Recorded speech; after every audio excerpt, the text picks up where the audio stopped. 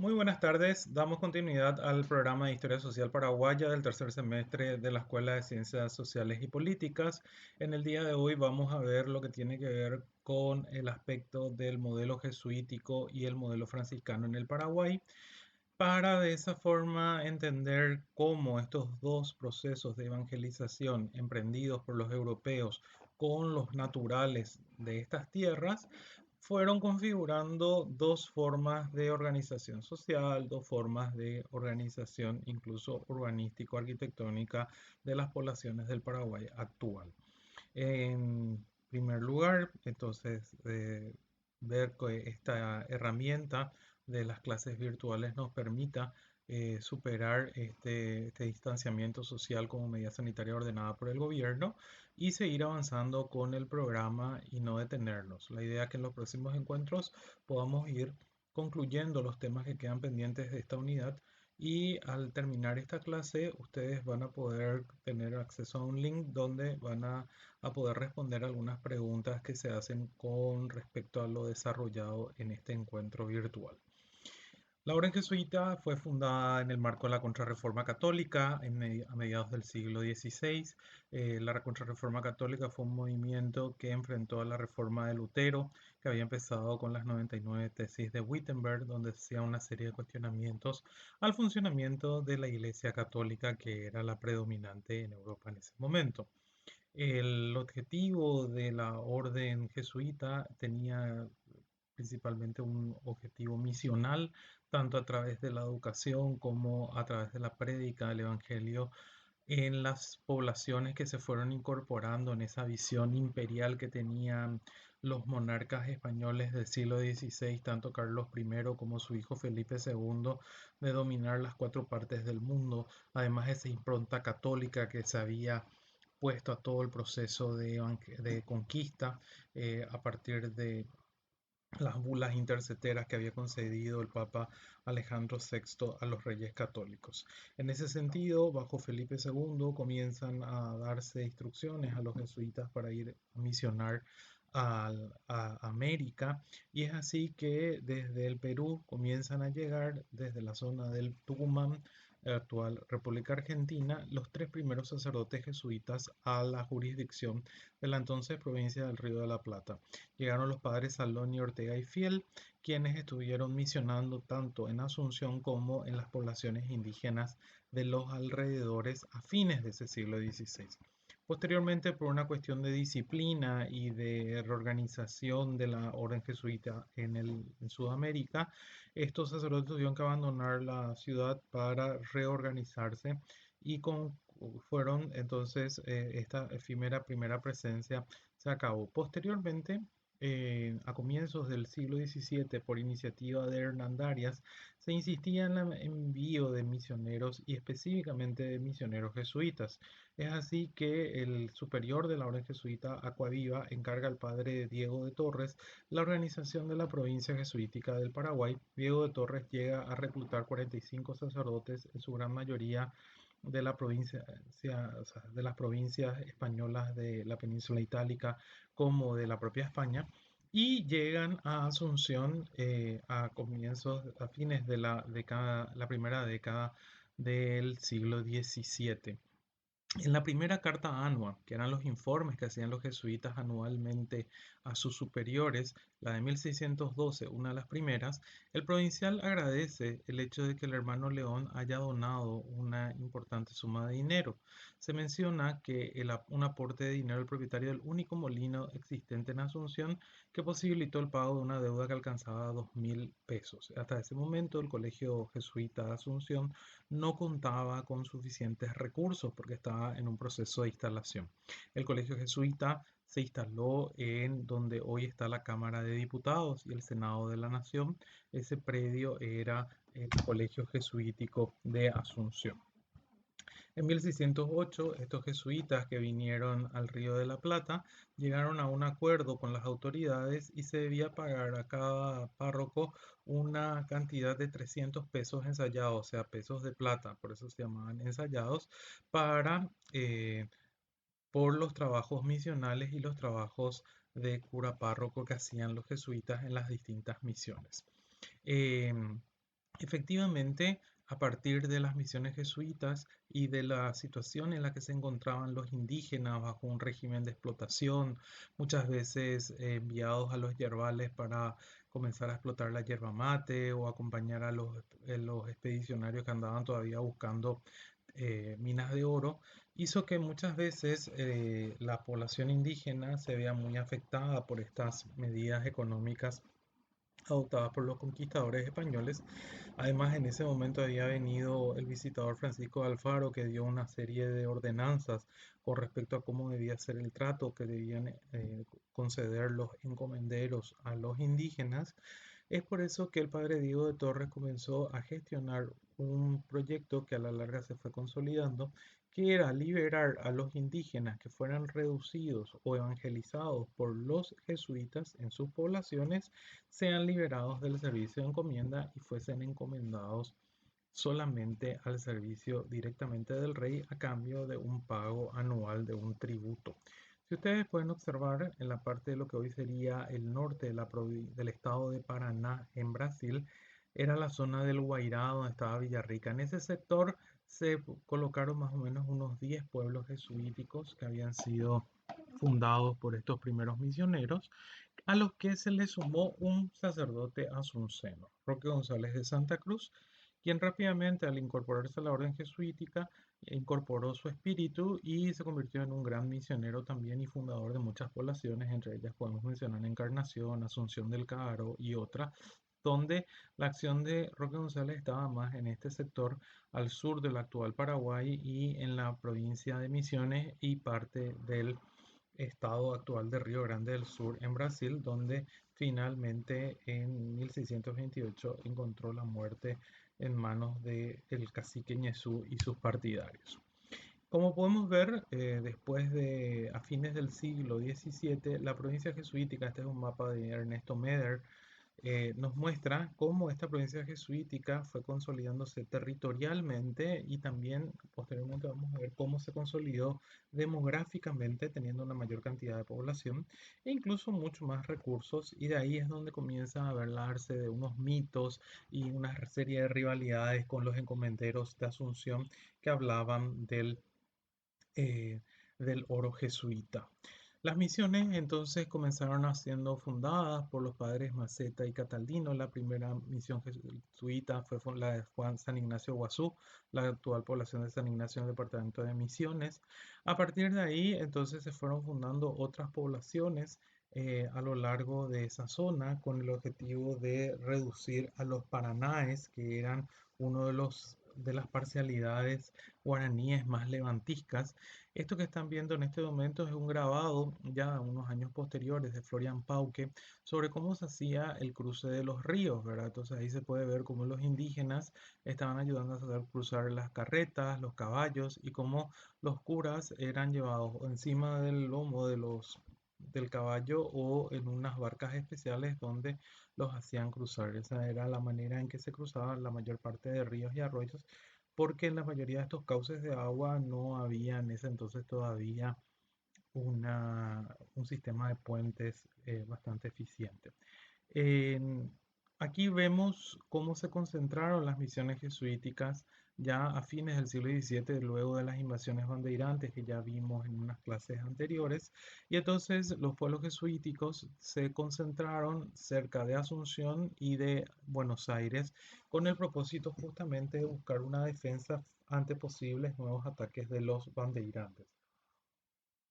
En ese sentido, creo que vale la pena señalar que esta nueva ubicación va a hacer que se consolide por la concentración y por la forma de defensa que van a lograr los misioneros jesuitas de sus nuevas poblaciones frente a los achaques que habían tenido por parte de los bandeirantes, que llegaron a llevar a más de 30.000 indígenas como esclavos a los cañaverales de la costa. Este es un cuadro que representa a Roque González y sus compañeros, Juan del Castillo y Alonso Rodríguez, y lo que tienen ustedes visualizando a su derecha es un nuevo grabado de Pauque sobre las poblaciones españolas y el enfrentamiento con los indígenas, principalmente de Chaco, que no se habían eh, todavía reducido y que eran los permanentes enemigos de los españoles y de los pueblos eh, indígenas que estaban sometidos a los españoles. Las reducciones tenían las siguientes autoridades. Existía el paituyá o cura rector. Ese cura rector era el que se encargaba de todos los aspectos económicos y administrativos de la reducción. Por otro lado, había un paimini o cura doctrinero, que era el que se encargaba más de las cuestiones más religiosas y litúrgicas. El que ejercía las funciones de justicia era un corregidor y el cabildo indígena, que estaba conformado por los caciques de las parcialidades antes de la llegada de los jesuitas, quienes ejercían la autoridad del pueblo y cumplían las órdenes de los jesuitas. Posteriormente, dice Rivarola Paoli que se había creado el cargo de superior de las reducciones, que en un principio tenía su sede en San Ignacio Iguazú y posteriormente lo tuvo en Candelaria, pero rendía cuentas ante el provincial que tenía su sede en Córdoba, donde ellos finalmente regentaron la Universidad de Córdoba que se había fundado a comienzos del siglo XVII.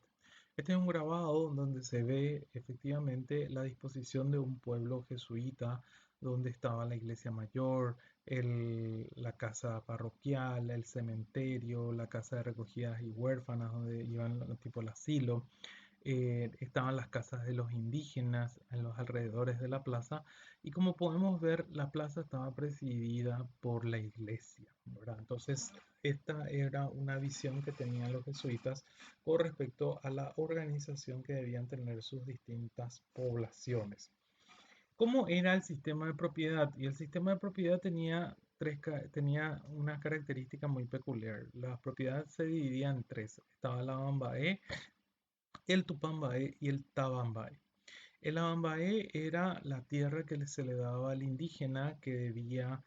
trabajarla y una vez que se hacía la cosecha guardaba en el silo del pueblo y se le iba entregando de manera eh, racional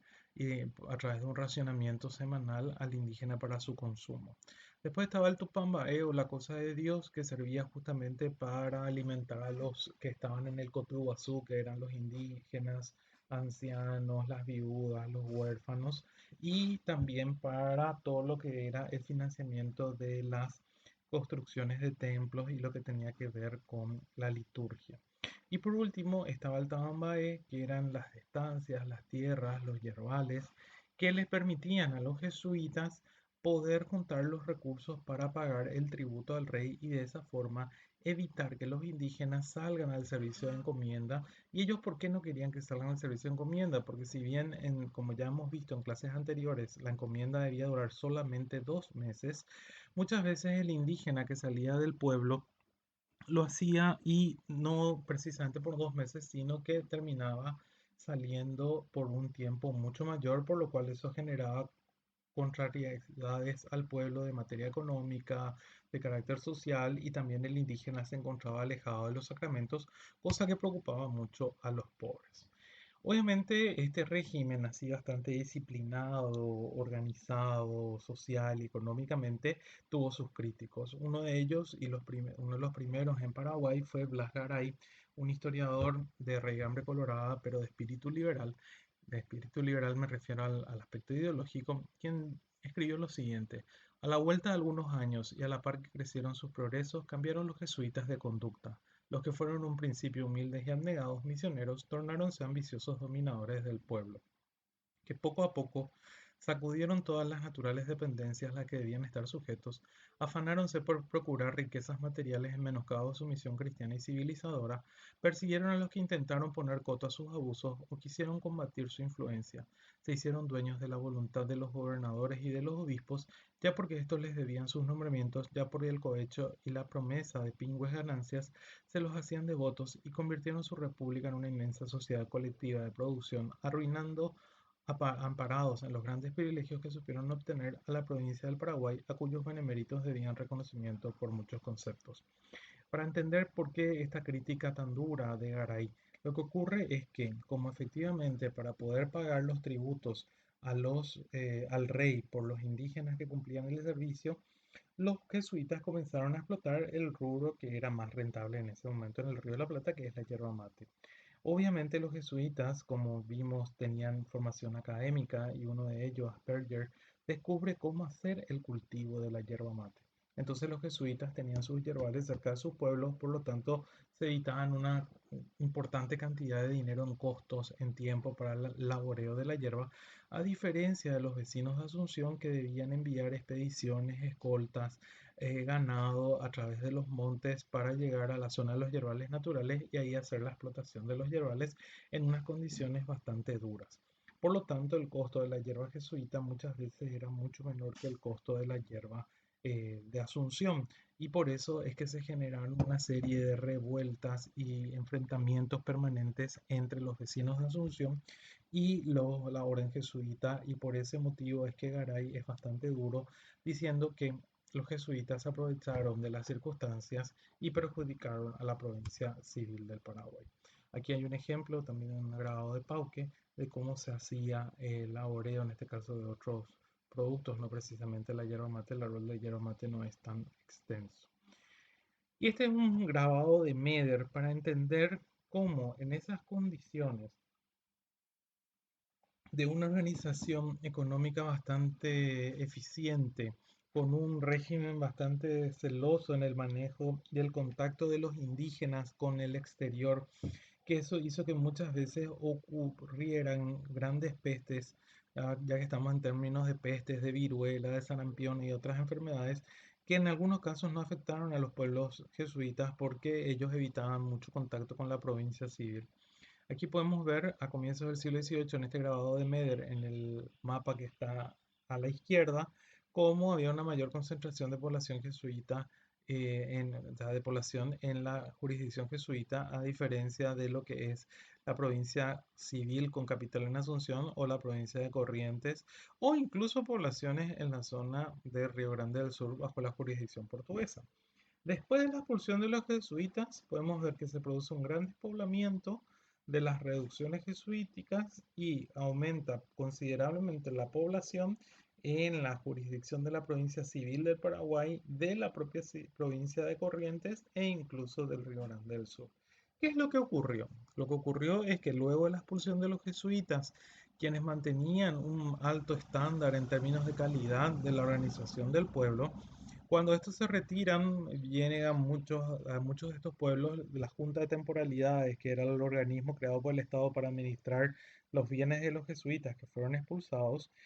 Y entonces muchas veces estos administradores nombrados por las juntas de temporalidades terminaron siendo bastante corruptos y bastante tiranos en el manejo con los indígenas. Entonces estos indígenas prefirieron ir a buscar una mejor suerte y es así que se comenzó a despoblar toda la jurisdicción de la provincia eh, de la provincia jesuítica del Paraguay. Los jesuitas tenían, además de esa producción en términos de producción yerbatera, de estancias y otros productos, es que también tenían una serie de exoneraciones de tributos que había gestionado el propio Diego de Torres y los siguientes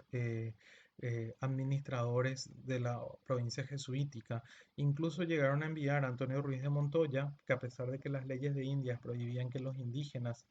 puedan portar armas, que ante el peligro del ataque bandeirante, el rey les permitió a los jesuitas poder enseñar e instruir a los indígenas de su jurisdicción de la provincia del Paraguay en el uso de las armas. Por lo tanto, un poderoso ejército bajo la orden de los jesuitas se generó en esa provincia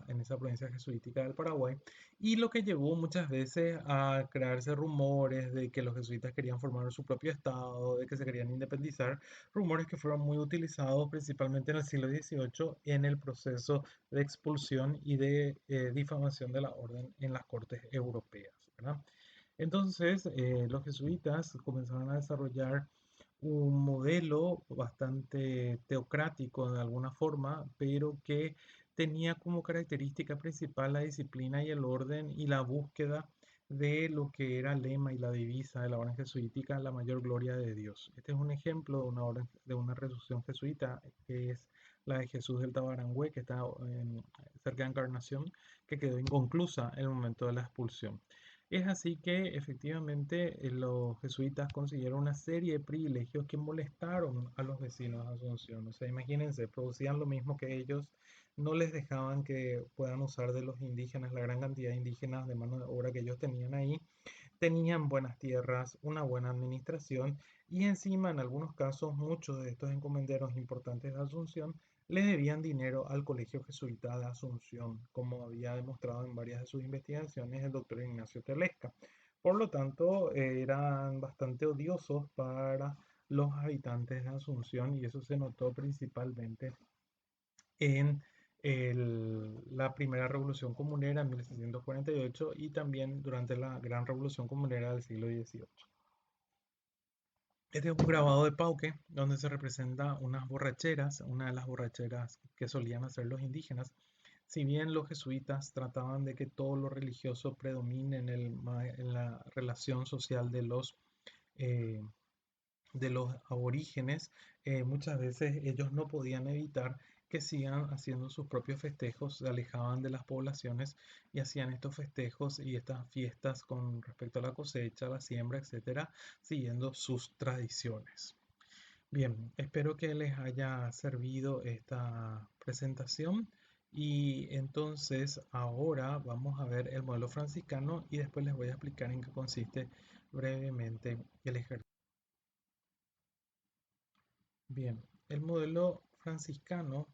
a diferencia del modelo de los jesuitas, empieza luego con la característica y la espiritualidad de la orden. Si los jesuitas eran la orden de la Contrarreforma, los franciscanos ya eran una orden bastante antigua que había empezado en el siglo XIII, fundada por San Francisco de Asís en Italia, y que tenía un carácter más contemplativo y más espiritual donde si bien en su momento Francisco de Asís había cuestionado el lujo y los excesos que cometía la corte papal en Roma, no se buscaba en lo posible no enfrentarse al poder político. Los primeros religiosos llegaron con la expedición de Alonso Cabrera, no así con la expedición de Pedro Mendoza, donde a veces erróneamente se menciona. La historiadora paraguaya que más ha trabajado sobre los franciscanos ha sido la doctora Margarita Durán, quien sostiene que con la expedición de Alonso Cabrera en 1538 llegaron los primeros misioneros. Eh, los dos primeros misioneros franciscanos que llegaron son Bernardo de Armenta y Alonso Lebrón, de quienes sí se sabe sus nombres, que llegaron con Álvaro Núñez Cabeza de Vaca en 1542, y estos comenzaron a trabajar en la zona de Asunción hasta que después volvieron hacia la zona de la costa atlántica. La orden franciscana finalmente va a llegar con bastante fuerza con el primer obispo de Asunción que llega a tomar efectivamente su sede en esta región, que es Fray Pedro Fernández de la Torre. Y así llegan una partida importante de franciscanos y en 1575 van a llegar los dos más importantes misioneros franciscanos que fueron Fray Alonso de San Juanaventura y su discípulo Fray Luis de Bolaños. Fray Luis de Bolaños va a tener una característica sumamente importante y un rol sumamente decisivo en todo el proceso de evangelización porque él es el que se va a tomar el trabajo de traducir el catecismo limense al guaraní. De esa manera le permitía a los misioneros el poder evangelizar y hacer su labor misional mucho más fácilmente. Bolaños había nacido en Calatrava, cerca de la Ciudad Real, y falleció en Buenos Aires el 11 de octubre de 1629 a la edad de 80 años. Tuvo una larga vida para esa época y para la vida que bastante trajín tuvo a lo largo de toda su labor misional. Él era un fraile menor que en este caso acá tenemos la primera página de parte del catecismo que el padre Luis Bolaños había hecho la traducción al guaraní. Tanto aquí está el Padre Nuestro como el Ave María, obviamente en una grafía muy sui generis, ¿verdad? Bolaños dicen, bueno, en Entura comenzaron a tomar contacto con los indígenas y comenzaron a hacer las primeras fundaciones. Es así que en 1580 fundan la primera reducción o primer pueblo reduccional. ¿Por qué se usaba el término reducir? Porque como los indígenas andaban separados en distintos pueblos, ellos los reducían. Entonces, en un pueblo juntaban varios cacicazgos que estaban a veces distribuidos naturalmente y los juntaban en una sola población, en este caso la fundación de Altos en 1580. Posteriormente se fundaron Atrá, Tobatí, Perico, Guazú, Uraparillará, Terecañé, Pacuyú y Curumiay. Todos estos pueblos tenían como característica principal que, a diferencia de los jesuitas, los misioneros no quedaban a residir en el pueblo, sino que iban rotando y iban haciendo una gira. Entonces quedaban a cargo del poblero o el administrador, que generalmente era un administrador español. La segunda diferencia con el modelo jesuítico es que los indígenas que vivían en las reducciones franciscanas no estaban exonerados del servicio de encomienda, por lo tanto ellos se retiraban de los pueblos en más de una ocasión, a veces por 6 meses, 7 meses, para ir o a beneficiar hierba o a llevar la hierba a Buenos Aires, y eso hacía que efectivamente se generen muchas deserciones y mucha inestabilidad en el funcionamiento de estas poblaciones. Una de las características que también, al igual que el arte jesuítico, es el hecho del uso del barroco como estilo artístico y arquitectónico. Aquí vemos el retablo de la iglesia de Capiatá, la iglesia de Atrá, que ya las iglesias en sí, los edificios no son originales de la época, pero sí quedaron los retablos y muchas de las imágenes. Aquí hay una característica que también tenemos que marcar como diferencia con respecto a los jesuitas, y que es que en el trazado de los pueblos franciscanos, la plaza, al igual que en el modelo jesuita, es el centro de la población, pero la plaza no está presidida por la iglesia, sino que en el medio de la plaza se encuentra la iglesia. O sea, el centro de la vida civil, ciudadana, por usar un término, en realidad de la vida del pueblo, es la iglesia, ¿verdad?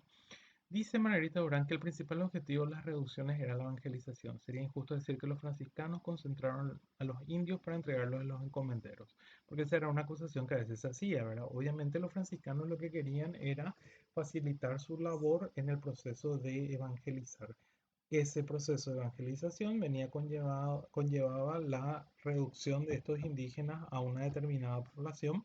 y por lo tanto estas personas tenían que fácilmente podían ser reclutadas por los encomenderos, ¿verdad? Eh,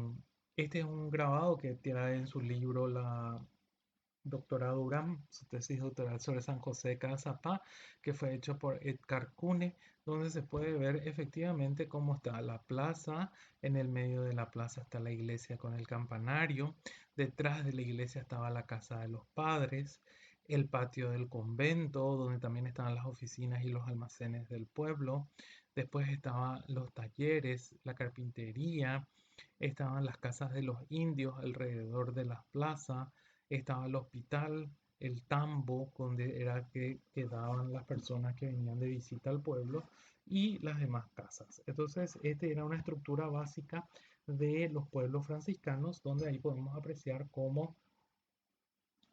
efectivamente hasta en su trazado arquitectónico y urbanístico es diferente al trazado de los modelos jesuitas. Entonces, fíjense, esta es una toma desde Google Maps, donde se puede ver el pueblo actualmente de Yaguarón, obviamente ya con otras características, pero ahí vemos que en el medio del pueblo de Yaguarón está la plaza, y en el medio de la plaza está la iglesia. Con la fundación de San José de Cazapá en 1606, dice Luis Necker, que es el nacimiento de una teocracia, donde el franciscano y más tarde el jesuita y luego el sacerdote diocesano desplazan de las reducciones a los encomenderos y pobleros para convertirse en los únicos europeos residentes en las reducciones. Esta nueva modalidad tuvo su origen en Cazapá y responde a factores bien determinantes que hicieron posible la consolidación del plan reduccional en el Paraguay y en el Río de la Plata. Entonces, a partir de esta situación, es que nos encontramos entonces con dos modelos reduccionales: el modelo reduccional franciscano y el modelo reduccional jesuítico. En el año 2015 hicimos un seminario en el Centro Cultural de España, Juan de Salazar, en Asunción, Y ahí empezó una discusión bastante interesante que justamente lo planteó la doctora Margarita Durán, diciendo que cuál fue el modelo que más influenció realmente después en la configuración del Paraguay moderno e independiente. Y entonces, en ese debate se planteó que si cuál de los dos modelos es el que más ejerció influencia, si el jesuitismo o el franciscanismo. La tesis de la doctora Durán es que el franciscanismo tiene mucho más que ver con esa solidaridad, con ese espíritu de apego a la humildad que tiene el pueblo paraguayo. Y por otro lado, el jesuitismo más bien tenía una característica más de respeto al orden, a la autoridad, un aprecio más al modelo científico y que esa visión no es la que está muy arraigada en el popular estilo de vida de los paraguayos, sino que fue el franciscanismo. Y puso como un dato, hasta pareció en su momento interesante, de investigar que cuando uno recorre la campaña paraguaya se encuentra con más oratorios dedicados a San Francisco que a San Ignacio o a cualquier santo jesuita. Es una cuestión que valdría la pena discutir, pero lo que a nosotros nos interesa desde el punto de vista de la historia social en este momento, con los datos que les acabo de presentar, es ponernos a pensar si efectivamente cuáles son las características del modelo franciscano y las características del modelo jesuita, y de esas características, qué elementos aún ustedes creen que se puede identificar o que perviven de alguna manera en la vida de la sociedad paraguaya. Entonces, en ese sentido, están orientadas las preguntas que van a contestar en el link que se les envió adjunto al de esta clase, y nos vemos en el siguiente encuentro, que será el próximo martes, donde veremos los últimos temas que están previstos para la unidad 2. Que tengan un buen resto de jornada, cuídense mucho, cuídenle a sus familias y tratemos entre todos juntos de ser responsables, de actuar con ciudadanía y con responsabilidad ante un enemigo que en este caso se limpia, se combate con con la limpieza y con el respeto al distanciamiento social. Buenas noches.